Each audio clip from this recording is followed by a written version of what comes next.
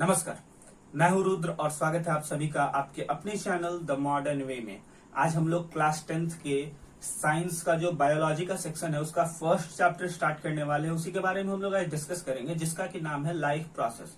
Life process chapter को पढ़ने से पहले हमें ये जानना होगा कि आखिर इस चैप्टर में हमें कौन कौन सी चीजें पढ़नी है, कौन कौन सी नई बातें हम लोग इस चैप्टर के बारे में जानेंगे, इस चैप्टर में क्या क्या सीखेंगे। तो सबसे पहले तो जो बेसिक नॉलेज होना चाहिए हमें इस लाइफ प्रोसेस चैप्टर को अच्छे से पढ़ने के लिए, इस चैप्टर को अच्छे से समझने के लिए, उसके बारे में पढ़ेंगे। तो फर्स्ट टॉपिक वही रखते हैं, मीनिंग ऑफ लाइफ प्रोसेस।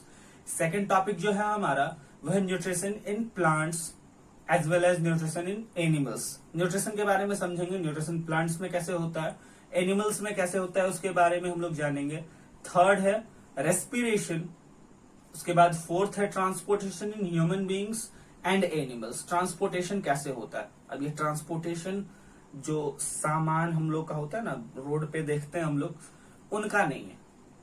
हमारी बॉडी के अंदर जो डिफरेंट डिफरेंट चीजें हैं उनका ट्रांसपोर्टेशन कैसे होता है। कोई भी लिविंग ऑर्गेनिज्म के बॉडी के अंदर ट्रांसपोर्टेशन कैसे होता है। वाटर है तो वो एक जगह से दूसरी जगह, मिनरल्स हैं या दूसरे जो हम खाना खाते हैं एनर्जी है, वो कैसे पहुंचती है, उसके बारे में डिस्कस करेंगे। और सबसे लास्ट में excretion in human beings and excretion in animals और प्लांट्स के बारे में हम लोग पढ़ेंगे।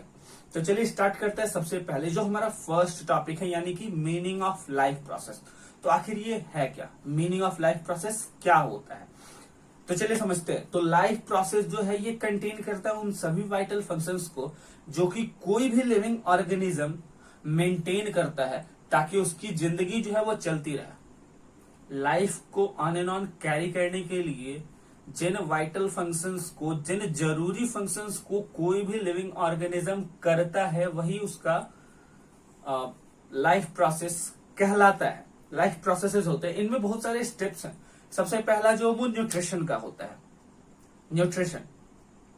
सेकंड होता है ट्रांसपोर्टेशन ऑफ मटेरियल। थर्ड है कंट्रोल एंड कोऑर्डिनेशन। फोर्थ है रेस्पिरेशन। फिफ्थ है एक्सक्रीशन ऑफ वेस्ट। और एक लास्ट सिक्स है ग्रोथ एंड रिप्रोडक्शन। ये वो 6 चीजें हैं जिनके बेसिस पर ही कोई लिविंग ऑर्गेनिज्म अपने लाइफ प्रोसेस को आगे बढ़ाता है, कैरी ऑन करता है। तो इन्हीं के बारे में हम लोग स्टार्ट करेंगे। तो सबसे पहले स्टार्ट करते हैं जो हमारा मेन टॉपिक है। ये तो बेसिक बातें हो गई कि लाइफ प्रोसेस क्या होता है। थोड़ा और डीपली समझाएं तो सबसे पहले आपको समझना होगा लिविंग ऑर्गेनिज्म क्या होता है, नॉन लिविंग ऑर्गेनिज्म क्या होता है। तो लिविंग और नॉन लिविंग ऑर्गेनिज्म के बारे में अच्छे से हम लोग लास्ट क्लासेज में पढ़ चुके हैं। 9th में आप पढ़ चुके हैं, 8 में, उससे पहले भी हम लोग हमेशा से समझते आए लिविंग ऑर्गेनिजम्स कौन कौन से कैरेक्टरिस्टिक्स को शो करते हैं, मूव करते हैं, रिप्रोड्यूस करते हैं, ग्रो करते हैं, और भी बहुत सारे कैरेक्टरिस्टिक्स को शो करते हैं जिनसे पता चलता है। तो सबसे पहले तो ये समझना होगा कि लिविंग ऑर्गेनिज्म क्या है। उसके बाद दूसरी चीज जो मेन फंक्शंस वो क्या क्या करते हैं। तो हमको पता है, हम सभी ये जानते हैं कि खाना बनाते हैं। ये जो फूड है, ये जो प्रिपरेशन है उनका फूड का, वो क्यों करते हैं। कोई भी लिविंग ऑर्गेनिज्म फूड को इसीलिए प्रिपेयर करता है ताकि उसे कुछ एनर्जी मिल सके। ये एनर्जी बहुत सारी चीजों में उसकी मदद करती है। वो क्या मदद करती है, कैसे ये चीजें होती हैं, और कौन से एनिमल्स हैं या कौन से प्लांट्स किस तरीके से न्यूट्रिशन पाते हैं, वही हमें पढ़ना है इस टॉपिक में, न्यूट्रिशन में। तो चलिए स्टार्ट करते हैं न्यूट्रिशन के बारे में। जैसा कि आपके स्क्रीन पे आ रहा होगा, न्यूट्रिशन क्या है, a process of intake as well as utilization of nutrients by an organism. किसी भी फूड को, किसी भी चीज को इनटेक करना, अपने अंदर लेना, और उसमें से जो भी न्यूट्रिएंट्स हैं, जो भी अच्छी चीजें हैं जो कि उनकी बॉडी के लिए फायदेमंद है, उनको यूटिलाइज करना किसी भी ऑर्गेनिज्म के थ्रू, ये न्यूट्रिशन कहलाता है। यहाँ पे एक नया वर्ड आता है, न्यूट्रिएंट। तो न्यूट्रिएंट क्या है उसके बारे में भी समझना होगा हमें। तो न्यूट्रिएंट एक सब्सटेंस है जिसे कि एक ऑर्गेनिज्म ऑब्टेन करता है अपने सराउंडिंग से, जो उसके आसपास का इलाका होता है वहां से वो ऑब्टेन करता है, और या तो उसको एनर्जी सोर्स के फॉर्म में चेंज कर देता है, या फिर बायोसिंथेसिस के फॉर्म में चेंज कर देता है, या ये कहे कि उसके बॉडी के जो कंस्टिट्यूएंट होते हैं उनके बायोसिंथेसिस के फॉर्म में उसको चेंज करता है और उसको यूटिलाइज करता है। वैसी ही चीजें को हम लोग न्यूट्रिएंट्स कहते हैं। तो 2 बेसिक चीजें, न्यूट्रिशन और न्यूट्रिएंट्स के बारे में हम समझ लिए। आगे बढ़ते हैं। तो जो हमारा मोड होता है ऑब्टेनिंग फूड, फूड कैसे ऑब्टेन हो रहा है, कोई भी लिविंग ऑर्गेनिज्म खाना कैसे ले रहा है, इसके बेसिस पे मेनली हम लोग दो तरीके के न्यूट्रिशन को समझते हैं। पहला होता है ऑटोट्रॉफिक मोड ऑफ न्यूट्रिशन, दूसरा होता है heterotrophic mode of nutrition. Autotrophic mode of nutrition क्या है? वैसा मोड ऑफ न्यूट्रिशन जिसमें कोई भी ऑर्गेनिज्म जो है ये अपना फूड जो है ये खुद सिंथेसाइज करता है, खुद प्रिपेयर करता है इनऑर्गेनिक रॉ मटेरियल्स की मदद से। एग्जाम्पल की बात करें तो ग्रीन प्लांट्स जो हैं, हम सभी ये जानते हैं वो ऑटोट्रॉफ्स होते हैं, वो अपना खाना खुद प्रिपेयर करते हैं। उसके बाद ऑटोट्रॉफिक बैक्टीरिया, ये भी एक एग्जाम्पल होते हैं ऑटोट्रॉफिक मोड ऑफ न्यूट्रिशन के। सेकेंड में बात करें हेटेरोट्रॉफिक मोड ऑफ न्यूट्रिशन क्या है, तो हेटेरोट्रॉफिक मोड ऑफ न्यूट्रिशन वो न्यूट्रिशन है जिसमें खाना जो है वो खुद सिंथेसाइज नहीं होता, खुद प्रिपेयर नहीं होता, वो इनटेक करते हैं। हम लोग इनटेक करते हैं मतलब कोई भी ऑर्गेनिक सब्सटेंस लेते हैं, उसे खाते हैं, डाइजेस्ट करते हैं और वहां से एनर्जी को ऑब्टेन करते हैं। एग्जाम्पल की बात करें तो सारे एनिमल्स, बैक्टीरियाज, फंगी, ये सारे के सारे हेटेरोट्रॉफिक मोड ऑफ न्यूट्रिशन के बेसिस पर ही अपना न्यूट्रिशन पाते हैं। आगे बात करें अगर हम लोग, तो हेटेरोट्रॉफिक मोड ऑफ न्यूट्रिशन को भी अलग अलग पार्ट्स में बांटा गया है। सबसे पहला जो पार्ट है जिसके बारे में हमें पढ़ना है वो है saprophytic mode of nutrition. सैप्रो, SAPRO, सैप्रो। सैप्रो का मतलब होता है रॉटन, रॉटन यानी कि सड़ा हुआ। तो जैसा कि नाम से ही आप समझ पा रहे होंगे, वैसा न्यूट्रिशन जो सड़े हुए चीजों से मिलता है, यानी कि वैसे एनिमल्स या वैसे ऑर्गेनिजम्स जो कि खाना खाते हैं, न्यूट्रिशन को लेते हैं, कैसे लेते हैं? जो चीजें सड़ रही हैं, जो खराब हो रही हैं, उनसे लेते हैं। उनको हम लोग सैप्रोफाइटिक मोड ऑफ न्यूट्रिशन वाले एनिमल्स की लिस्ट में रखते हैं। और इस लिस्ट में कौन कौन से आते हैं, कौन कौन से ऑर्गेनिजम्स हैं? तो सबसे पहले इस लिस्ट में है फंगी, सेकेंड में है बैक्टीरिया। फंगी और bacteria saprophytic mode of nutrition के बेसिस पर काम करते हैं। सैप्रोफाइट्स जो हैं, यानी वो ऑर्गेनिज्म जो कि सैप्रोफाइटिक मोड ऑफ न्यूट्रिशन के थ्रू अपना न्यूट्रिशन लेते हैं, उनको हम लोग सैप्रोफाइट्स कहते हैं। ये जो सैप्रोफाइट्स हैं ये एंजाइम को पार कर देते हैं, जो भी एक्सटर्नल ऑर्गेनिक सबस्ट्रेट होता है, यानी कि वो चीज जिसको कि अभी सड़ना है, उसमें ये अपना एंजाइम भेज देते हैं, जो कि इनका डाइजेस्टिव एंजाइम होता है। ये डाइजेस्टिव एंजाइम जब उनकी बॉडी में जाता है तो ये उनको सिंपलर फॉर्म में ब्रेक कर देता है। जो कॉम्प्लेक्स ऑर्गेनिक कंपाउंड्स होता है उसको सिंपल और सॉल्युबल सब्सटेंस के फॉर्म में चेंज कर देता है और ये उसको एब्जॉर्ब कर लेते हैं और वहीं से इनको ये न्यूट्रिशन मिल जाता है। तो मेरे ख्याल से आपको समझ में आ गया होगा कि सैप्रोफाइटिक मोड ऑफ न्यूट्रिशन क्या है। हालांकि ये डाइजेशन जो होता है ये बॉडी के बाहर होता है। जो ऑर्गेनिज्म है जिसको कि न्यूट्रिशन मिलना है, ये उसकी बॉडी में डाइजेशन नहीं होता है, इसलिए हम लोग एक्सटर्नल डाइजेशन भी इसको बोलते हैं। अभी मैंने आपको बताया ऑर्गेनिक सबस्ट्रेट है, ये क्या करते हैं, अपना डाइजेस्टिव एंजाइम उसमें छोड़ देते हैं, बाहर ही डाइजेस्ट हो रहा है, वो ब्रेक हो रहा है सिंपलर सब्सटेंसेज में और बाद में उसको एब्जॉर्ब कर ले रहा है। तो डाइजेशन का प्रोसेस एक्सटर्नल हो रहा है, इसलिए हम लोग इसको एक्सटर्नल डाइजेशन भी कहते हैं। सैप्रोफाइटिक मोड ऑफ न्यूट्रिशन के बाद हमें जानना है parasitic mode of nutrition. Para यानी कि अदर, नाम से ही समझ में आ रहा है वो ऑर्गेनिजम्स जो कि दूसरे से, किसी दूसरे ऑर्गेनिज्म से, किसी भी दूसरे लिविंग बॉडी से न्यूट्रिशन ले लेते हैं, उनको हम लोग पैरासाइटिक मोड ऑफ न्यूट्रिशन की कैटेगरी में रखते हैं और ऐसे ऑर्गेनिजम्स को हम लोग पैरासाइट्स कहते हैं। ये पैरासाइट्स जिस बॉडी पे, जिस लिविंग बॉडी पे अटैच होते हैं, उस लिविंग बॉडी को हम लोग होस्ट कहते हैं। ये उनकी बॉडी पे अटैच कर देते हैं और होस्ट को बिल्कुल कोई फायदा नहीं पहुंचाते। ऐसा नहीं कि उनके होने से होस्ट को भी कोई फायदा पहुंच रहा है, बिल्कुल नहीं, ऐसा बिल्कुल नहीं होता है। होस्ट की बॉडी पे चिपक जाते हैं, अटैच हो जाते हैं और वो होस्ट जो कि फूड प्रिपेयर कर रहा है, चाहे वो ऑटोट्रॉफिक हो रहा है, हेटेरोट्रॉफिक हो रहा है, इससे मतलब नहीं, वो प्लांट भी हो सकता है होस्ट, वो होस्ट एक एनिमल भी हो सकता है। पैरासाइट्स उसके साथ अटैच हो जाते हैं और उसके न्यूट्रिशन को यूज करते हैं खुद को डेवलप करने के लिए, खुद के जो लाइफ प्रोसेसेस हैं उनको आगे बढ़ाने के लिए। ऐसे ऑर्गेनिजम्स को हम लोग पैरासाइट्स कहते हैं और ये जो मोड ऑफ न्यूट्रिशन शो करते हैं इनको हम लोग पैरासाइटिक मोड ऑफ न्यूट्रिशन कहते हैं। एग्जाम्पल्स की बात करें तो प्लांट्स में कस्कुटा, अमरबेल के नाम से जिसे हम लोग जानते हैं, और एनिमल्स में प्लास्मोडियम या फिर राउंड वॉर्म्स, ये पैरासाइटिक मोड ऑफ न्यूट्रिशन को फॉलो करते हैं और ये पैरासाइट्स कहलाते हैं। हम लोग पढ़ रहे हैं heterotrophic mode of nutrition, saprophytic mode of nutrition और पैरासाइटिक मोड ऑफ न्यूट्रिशन के बाद अब हमें पढ़ना है holozoic mode of nutrition. Holozoic mode of nutrition वो न्यूट्रिशन है जिसमें जो बॉडी होती है, जो लिविंग बॉडी होती है, वो फूड को ईट करती है, इनटेक करती है। फीड करें या वो खा लें या खिला दें, यानी कि फूड जो होता है वो अपने बॉडी में इनटेक करते हैं इंजेक्शन के प्रोसेस के थ्रू, बाद में सब्सिक्वेंटली उसको डाइजेस्ट करते हैं और एब्जॉर्ब करते हैं। ऐसे जो एनिमल्स हैं, ऐसे जो ऑर्गेनिजम्स हैं, इनको हम लोग होलोजोइक एनिमल्स कहते हैं और ये होलोजोइक मोड ऑफ न्यूट्रिशन को ही फॉलो कर रहे होते हैं। एग्जाम्पल्स की अगर बात करें तो अमीबा, फ्रॉग, ह्यूमन बींग्स, ये सारे के सारे होलोजोइक मोड ऑफ न्यूट्रिशन पे ही बेस्ड है। इनका जो न्यूट्रिशन है ये होलोजोइक मोड ऑफ न्यूट्रिशन ही होता है। इसके बाद ये तो बात थी न्यूट्रिशन के बारे में। आपको याद होगा स्टार्टिंग में मैंने बताया हमें पढ़ना है nutrition in animals and nutrition in plants. तो चलिए स्टार्ट करते हैं सबसे पहले न्यूट्रिशन इन प्लांट्स के ही बारे में और उसके बारे में डिस्कस करते हैं। ग्रीन प्लांट्स, ग्रीन प्लांट्स जो होते हैं ये ऑटोट्रॉफिक होते हैं और अपना खाना खुद सिंथेसाइज करते हैं, खुद बनाते हैं, और जिस प्रोसेस के थ्रू वो ये काम करते हैं उसे हम लोग फोटोसिंथेसिस कहते हैं। फोटोसिंथेसिस का मतलब होता है फूड को प्रिपेयर करना लाइट की मदद से।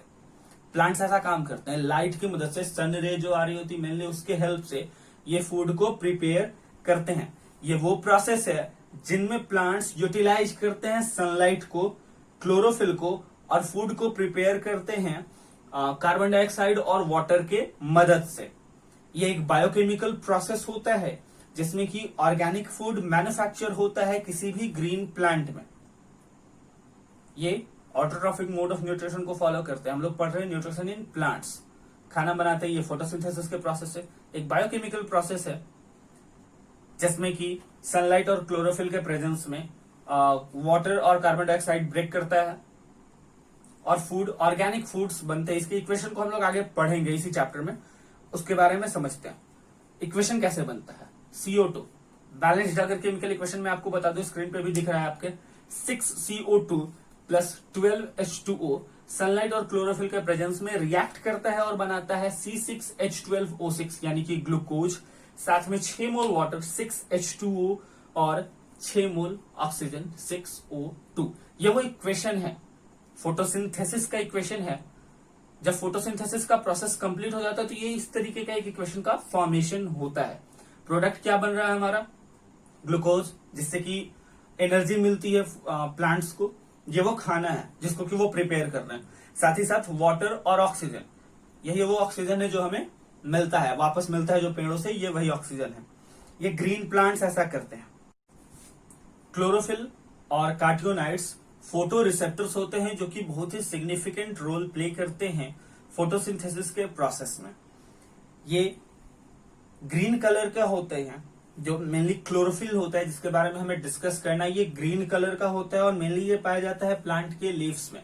अगर हम लोग एक लीफ का क्रॉस सेक्शन देखें तो हमें प्लास्टिड्स वहां देखने को मिल सकता है। ये प्लास्टिड्स कहाँ दिखेंगे? अपर एपिडर्मिस के ठीक नीचे। लीफ में जो अपर एपिडर्मिस का पोर्शन होता है उसके ठीक नीचे हमें प्लास्टिड्स देखने को मिलते हैं।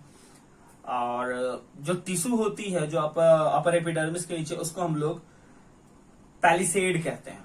यहीं पे क्लोरोफिल भी पाया जाता है। पैलिसेड जो होते हैं ये 4 से 6 माइक्रोमीटर के होते हैं डायमीटर में, जिसको कि हम लोग आसानी से जो सिंपल माइक्रोस्कोप होता है उसके थ्रू देख सकते हैं। लेकिन अगर उसमें और भी डिटेल्स में जानना होता है तो आपको इलेक्ट्रॉन माइक्रोस्कोप की मदद लेनी पड़ेगी, जिसके थ्रू आप और डिटेल्स को, जो और स्पॉट्स हमें दिखते हैं क्लोरोफिल के, उनको देख सकते हैं। हालांकि सिंपल माइक्रोस्कोप से भी ये दिखता है लेकिन उतना क्लियरली विजिबल नहीं होता है। एक कंटिन्यूअस डबल मेम्ब्रेन होता है जो कि सराउंड्स होता है क्लोरोप्लास्ट के। क्लोरोप्लास्ट के चारों तरफ ये घिरा हुआ होता है। और क्लोरोप्लास्ट जो होता है, किसी भी हायर प्लास्ट में क्लोरोप्लास्ट के अंदर लैमेलर स्टैक का स्ट्रक्चर होता है। स्टैक ऑफ लैमेलर स्ट्रक्चर पाया जाता है जिसको कि ग्रेना कहते हैं हम लोग। क्लोरोफिल भी यहीं पे रहता है, हम लोग उसी के बारे में बात कर रहे थे। अब हमें डिस्कस करना है मैकेनिज्म ऑफ फोटोसिंथेसिस। इस टॉपिक में हम लोग समझेंगे कि फोटोसिंथेसिस एक्चुअली में होता कैसे है। अभी तक जहां तक आपने वीडियो को देखा है, हम यही जानते हैं कि फोटोसिंथेसिस एक वो प्रोसेस है जिसमें क्लोरोफिल और सनलाइट के प्रेजेंस में कार्बन डाइऑक्साइड और वाटर चेंज हो जाता है ग्लूकोज, वाटर और ऑक्सीजन के फॉर्म में। लेकिन अब हम लोग कंप्लीटली समझेंगे कि प्लांट के अंदर कैसे फोटोसिंथेसिस का प्रोसेस होता है। तो उसको समझने से पहले दो चीजें हैं, उनको समझना होगा। फोटोसिंथेसिस जो है ये दो पार्ट में होता है। दो पार्ट्स को दो रिएक्शंस के नाम से हम लोग जानते हैं। इन दो रिएक्शंस को लाइट रिएक्शन और डार्क रिएक्शन कहते हैं। ये लाइट रिएक्शन और डार्क रिएक्शन जब कंप्लीट होता है तब जाके एक फोटोसिंथेसिस का साइकिल कंप्लीट होता है। लाइट रिएक्शन के टाइम में बात हम लोग कर रहे हैं लाइट रिएक्शन, तो लाइट रिएक्शन के टाइम में फोटोसिंथेटिक पिगमेंट्स जो हैं ये लाइट एनर्जी को एब्जॉर्ब कर लेते हैं फोटोन्स के फॉर्म में। होता क्या है ये समझते हैं। क्लोरोफिल जब एक्सपोज होता है लाइट्स में तो ये एक्साइटेड होके इलेक्ट्रॉन्स को एमिट करता है। ये इलेक्ट्रॉन्स एडीपी और इनऑर्गेनिक सब्सटेंसेस को एटीपी के फॉर्म में चेंज कर देते हैं। एटीपी का इस्तेमाल बाद में डार्क रिएक्शंस में किया जाता है सोर्स ऑफ एनर्जी के तौर पे। ठीक इसी वक्त जब लाइट आ रही होती है तो वाटर भी ब्रेक करता है। इस प्रोसेस को हम लोग फोटोलाइसिस कहते हैं। वाटर ब्रेक करता है, H2O ब्रेक किया तो H जो है हाइड्रोजन आयन वो रिलीज होता है। ये हाइड्रोजन आयन क्या करता है, NADP मॉलिक्यूल्स को रिड्यूस करके NADPH में चेंज कर देता है, जिसका कि इस्तेमाल फिर आगे चल के डार्क रिएक्शंस में होता है। कंफ्यूज हो रहे होंगे आप, ATP क्या है, NADP क्या है, NADPH क्या है, तो उसको समझ लेते हैं। NADP नाम ध्यान से समझिएगा। वैसे आप NADP इसको समझ सकते हैं, लेकिन एग्जामिनेशंस में अगर पूछ दिया NADP का फुल फॉर्म तो उसका नाम ध्यान से समझिएगा। उसका नाम है nicotinamide adenine dinucleotide phosphate, NADP। NADPH को आप सीधे सीधे रिड्यूस्ड NADP कह सकते हैं। ATP की अगर हम बात करें तो ये होता है एडिनोसिन ट्राइफॉस्फेट, जिसको कि डार्क रिएक्शन में हमें इस्तेमाल करना है सोर्स ऑफ एनर्जी के तौर पे। तो फिर से मैं एक बार रिपीट कर देता हूँ, लाइट रिएक्शन में क्या होता है। लाइट रिएक्शन में जैसे ही क्लोरोफिल को एक्सपोज किया जाता है लाइट में, प्लांट्स जैसे ही क्लोरोफिल को एक्सपोज करते हैं लाइट में, ये एक्साइटेड होकर इलेक्ट्रॉन्स को एमिट करते हैं। इलेक्ट्रॉन्स जो कि एमिट हुए ये एडीपी और इनऑर्गेनिक सब्सटेंस यानी कि CO2 और H2O को चेंज करते हैं एटीपी में। एटीपी का फुल फॉर्म क्या है, एडिनोसिन ट्राइफॉस्फेट में चेंज कर देते हैं। और ये एटीपी जो है ये बाद में सोर्स ऑफ एनर्जी के तौर पे इस्तेमाल किया जाता है डार्क रिएक्शंस में। जब ये एटीपी बन रहा है उसी टाइम एक तरफ फोटोलाइसिस का प्रोसेस भी हो रहा होता है। फोटोलाइसिस वो प्रोसेस है जिसमें वाटर ब्रेक करता है सिंपलेस्ट सब्सटेंसेज में। H2O में H+ और O2 अलग अलग हो जाते हैं। ये H+ जो है ये NADP को रिड्यूस करके NADPH बना देता है। ये NADPH भी फिर आगे चलकर डार्क रिएक्शंस में इस्तेमाल होता है। तो ये एक रिएक्शन था फोटोसिंथेसिस का जो कि हमने समझा। अभी दूसरा बाकी है डार्क रिएक्शन। उसको समझने के बाद ही, उसको जानने के बाद ही एक पूरा जो हमारा सर्कल है फोटोसिंथेसिस का वो कंप्लीट हो पाएगा और उसके बाद ही हमें एक कंप्लीट इक्वेशन जो है वो मिल पाएगा। डार्क रिएक्शन वो प्रोसेस है जिसमें कि एटीपी और NADPH जो कि बने थे लाइट रिएक्शन के टाइम में, इसको प्लांट का स्ट्रोमा यूटिलाइज कर देता है और बाद में इनकी मदद से कार्बन डाइऑक्साइड को कार्बोहाइड्रेट्स में या यूं कहें कि ग्लूकोज में चेंज कर देता है। यही जो प्रोसेस है इसी को हम लोग डार्क रिएक्शन कहते हैं। और इसी के बाद जो फोटोसिंथेसिस का एक कंप्लीट साइकिल होता है वो पूरा हो जाता है। साइकिल के एंड में कार्बोनेट्स सिंथेसाइज होते हैं और राइबोलोज बाइफॉस्फेट को रीजेनरेट करते हैं। ये जो पूरा साइकिल है इसको हम लोग केल्विन साइकिल या फिर Melvin kelvin and Andy Benson cycle भी कहते हैं। मैं फिर से रिपीट कर देता हूं नाम। ये जो फोटोसिंथेसिस का पूरा एक साइकिल बना इसको हम लोग केल्विन साइकिल या फिर Melvin Calvin and Andy Benson cycle भी कहते हैं। इक्वेशन की अगर हम बात करें तो C6H12O6 यानी कि ग्लूकोज जो है ये 6 हाइड्रोजन मोल्स और रिब्यूलोज बाइफॉस्फेट साथ में 18 मोल एडीपी प्लस फोस्फेट और 12 मोल NADPH, ये एक कंप्लीट साइकिल का फॉर्मेशन करते हैं। आपको जो एक साइक्लिक इमेज होगा वो भी आपके स्क्रीन पे होगा, जिसके थ्रू आप समझ सकते हैं जो पूरा फोटोसिंथेसिस का एक साइकिल है उसको। इसके आगे हमें जानना है वो कौन से फैक्टर्स हैं जो कि इफेक्ट कर सकते हैं फोटोसिंथेसिस पे। इन फैक्टर्स में हम लोग light, temperature, availability of water और कार्बन डाइऑक्साइड के बारे में जानेंगे। तो चलिए स्टार्ट करते हैं सबसे पहले लाइट से। एक्सपेरिमेंटली ये पता किया गया है कि रेट ऑफ फोटोसिंथेसिस जो होता है वो इंक्रीज कर जाता है लाइट की लोअर इंटेंसिटी पे और डिक्रीज कर जाता है लाइट की हायर इंटेंसिटी पे। हालांकि ये चीज आपको बिल्कुल क्लियर होनी चाहिए कि प्लांट्स एब्जॉर्ब करते हैं विजिबल रेंज ऑफ लाइट, जो कि होता है मेनली 400 टू 700 nm। जो उसका वेवलेंथ होता है वो होता है 400 टू 700 nm, और इसी को प्लांट्स एब्जॉर्ब करते हैं। तो एक्सपेरिमेंटली ये पता चला कि अगर लो इंटेंसिटी की लाइट रहेगी, विजिबल में मतलब 400 से 700 में है, अगर 400 मिलती है तो फोटोसिंथेसिस का प्रोसेस ज्यादा होगा।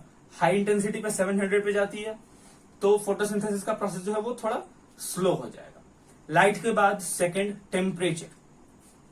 हालांकि टेम्परेचर जो है ये अगर बढ़ता है तो फोटोसिंथेसिस का जो रेट है वो इनिशियली इंक्रीज कर जाता है, स्टार्टिंग में ये बढ़ जाता है।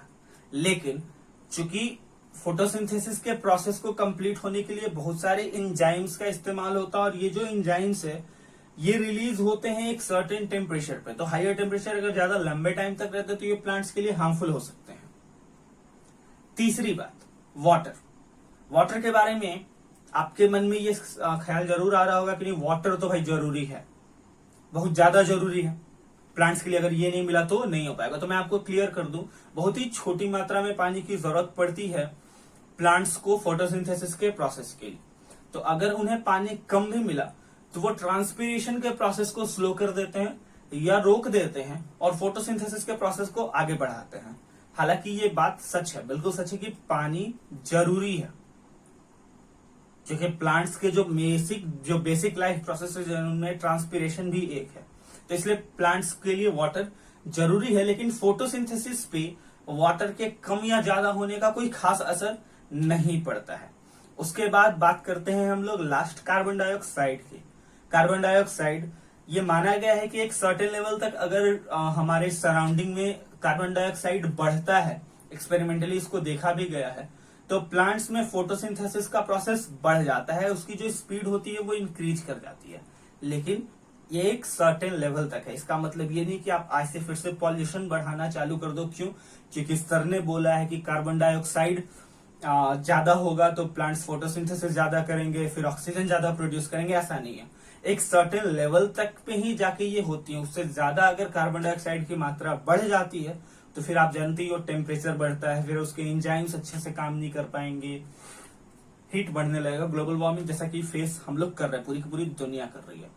तो इस चीज को दिमाग में नहीं रखना कि नहीं कार्बन डाइऑक्साइड नुकसान नहीं करता है। हाँ, हल्का फुल्का अगर ऊपर नीचे होता है, एक सर्टेन लेवल तक होता है, तो प्लांट्स अपने फोटोसिंथेसिस के प्रोसेस को स्पीड अप करके उसको एक लेवल में ला देते हैं, ये हम लोग कह सकते हैं। तो ये था nutrition in plants. I hope आप सबको समझ में जरूर आ गया होगा। अब हमें स्टार्ट करना है न्यूट्रिशन इन एनिमल्स और उसके बारे में समझना है। इस वीडियो में आपको मैं न्यूट्रिशन इन अमीबा तक बता दूंगा, उसके बारे में अच्छे से समझा दूंगा, और फिर आगे की जो चीजें हैं यानी न्यूट्रिशन इन ह्यूमन बीइंग में हमें पढ़ना होता है, न्यूट्रिशन इन एनिमल्स के अंदर ही, तो उसको हम लोग एक सेपरेटली अलग वीडियो में पढ़ेंगे ताकि हड़बड़ ना हो। क्योंकि वीडियो ज्यादा लंबी होती है तो लेंदी हो जाती है, आपको भी पढ़ने में मन नहीं लगेगा। इसलिए वीडियो के छोटे छोटे पार्ट्स रहेंगे और आपसे ये रिक्वेस्ट रहेगी कि आप वीडियो सारी देखें ताकि आप अच्छे से समझें। नोट्स इधर आ ही रहे हैं, इनको आप अपनी कॉपी में नोट करते जाओ ताकि एग्जामिनेशन के टाइम में आपको एक हेल्प मिले आपके नोटबुक से। अगर आप वीडियो को दोबारा ना भी देख पाओ तो भी, साथ ही साथ आपके स्कूल्स जो भी स्कूल है आपका, वहां पे आप अपने नोट्स को अच्छे से प्रिपेयर कर सको। तो इसलिए नोट्स आपके स्क्रीन के बगल में ही रहे, इसलिए मैं देखिए स्क्रीन के साइड में खड़ा होकर आपको समझा रहा हूँ ताकि इधर नोट्स आते रहे, आप अच्छे से उसको देखकर समझते रहो। तो चलिए हम लोग स्टार्ट करते हैं न्यूट्रिशन इन एनिमल्स के बारे में, जिसमें कि सबसे पहले हमें जानना है nutrition in amoeba. Nutrition in animals, nutrition in plants की तरह ये उतना सिंपलर नहीं है। जैसे हमने सीधे सीधे स्टार्ट किया न्यूट्रिशन इन प्लांट, सारे प्लांट्स को एक ही कैटेगरी में रखा और समझा दिया, वैसा न्यूट्रिशन इन एनिमल्स में नहीं हो सकता है, क्योंकि एनिमल्स की एक लार्ज वेराइटी है। अलग अलग टाइप्स के एनिमल्स है, वो अलग अलग तरीके के न्यूट्रिशन को फॉलो करते हैं। सैप्रोफाइटिक, पैरासाइटिक, होलोजोइक तो हम लोग पढ़ ही चुके हैं, लेकिन फूड हैबिट्स भी इनके अलग अलग हैं और इन फूड हैबिट्स के अकॉर्डिंग ही इनके कुछ अलग अलग नाम भी दिए गए हैं। फॉर एग्जाम्पल हर्बीवोरस एनिमल्स, ये वो एनिमल्स हैं जो कि सिर्फ प्लांट्स को खाते हैं, प्लांट्स को ही खाकर ये जिंदा रहते हैं, इनको हम लोग हर्बीवोरस कहते हैं। कौन कौन से आते हैं इसमें? काउ, बफेलोज, रैबिट्स एक्सेट्रा, ये हर्बीवोरस एनिमल है। उसके बाद आते हैं कार्निवोरस एनिमल, कार्निवोरस एनिमल्स जो कि दूसरे एनिमल्स को खा के जिंदा रहते हैं, मांसाहारी जानवर, लायन, टाइगर या और भी बहुत सारे दूसरे एनिमल्स हैं जो कि कार्निवोरस एनिमल्स होते हैं। उसके बाद आते हैं ऑमनीवोरस एनिमल्स, ऑमनीवोरस एनिमल्स जो सब कुछ खाते हैं, वो प्लांट प्रोडक्ट्स भी खाते हैं, एनिमल प्रोडक्ट्स भी खाते हैं, एनिमल्स को भी खाते हैं, प्लांट्स को भी खाते हैं। सबसे पहले तो ह्यूमन बीइंग लगभग सभी सारी चीजें खाते हैं, तो वो ऑमनीवोरस है। फ्रॉग्स,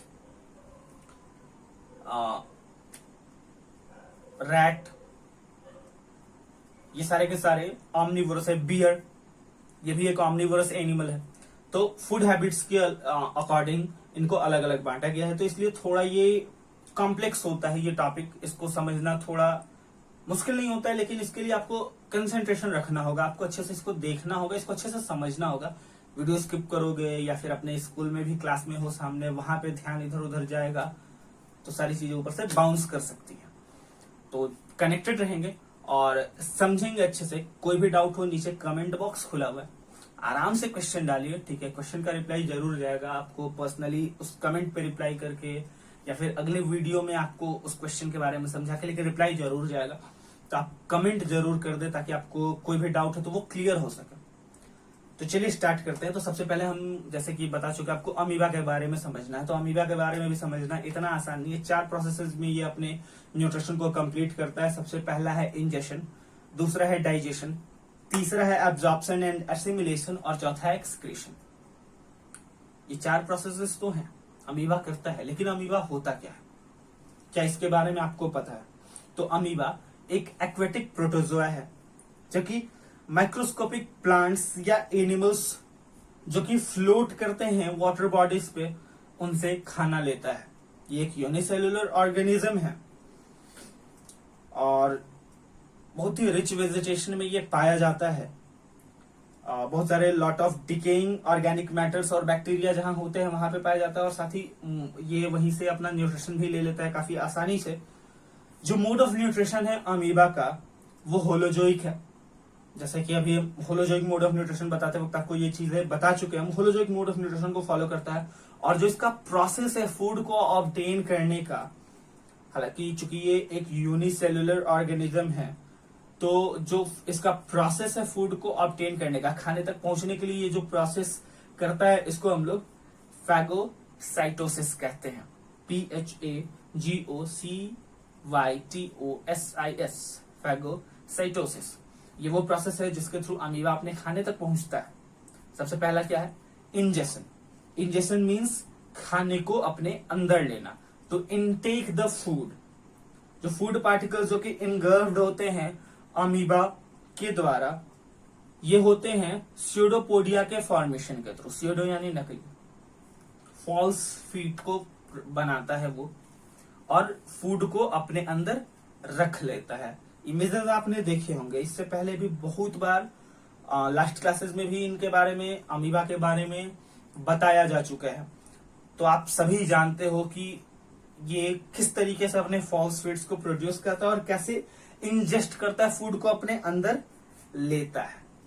धीरे धीरे ये क्या करता है, इसके जो टिप्स होते हैं स्यूडोपोडिया के, उनसे अटैच कर लेता है फूड को दोनों साइड से, और धीरे धीरे उस फूड को अपने अंदर रख लेता है। ये उसका पहला प्रोसेस है इंजेशन का।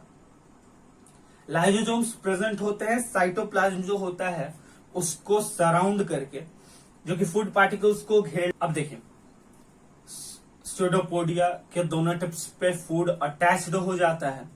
फिर जो मेम्ब्रेन्स उसके आसपास होते हैं वो उसको डिसॉल्व करके फूड को अपने अंदर ले लेते हैं। उसके बाद जो लाइजोसोम होता है जो कि साइटोप्लाज्म में होता है, ये सराउंड कर लेता है फूड पार्टिकल को और वहां पे एक फूड वैक्यूल का फॉर्मेशन कर लेता है। यहाँ पे उसका फर्स्ट पार्ट जो है इंजेक्शन का वो हो जाता है कंप्लीट। इसके बाद दूसरा पार्ट स्टार्ट होता है वो है डाइजेशन।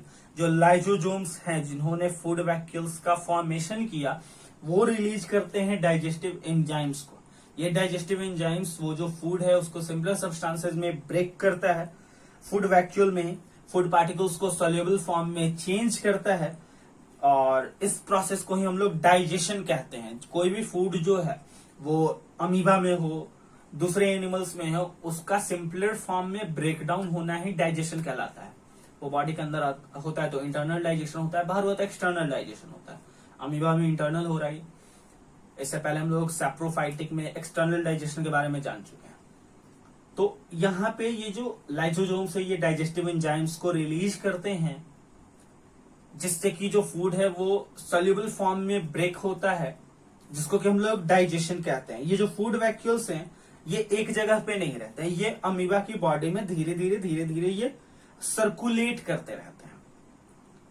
ये जो प्रोसेस है इसको साइक्लोसिस कहा जाता है। इस साइक्लोसिस के प्रोसेस के थ्रू वो सर्कुलेट करते रहते हैं साइटोप्लाज्म में और स्ट्रीमिंग मूवमेंट दिखाते रहते हैं। डाइजेशन का प्रोसेस हो रहा है, फूड जो है वो ब्रेक हो रहा है। इसके बाद तीसरा प्रोसेस स्टार्ट होता है एब्जॉर्प्शन एंड एसिमिलेशन, यानी कि जिस सॉल्युबल फॉर्म में फूड ब्रेक हुआ उसको अब अमीबा एब्जॉर्ब करता है। कैसे करता है? ये जो डाइजेस्टेड फूड होता है जो कि सॉल्युबल फॉर्म में होता है बिल्कुल, ये डिफ्यूज हो जाता है साइटोप्लाज्म में।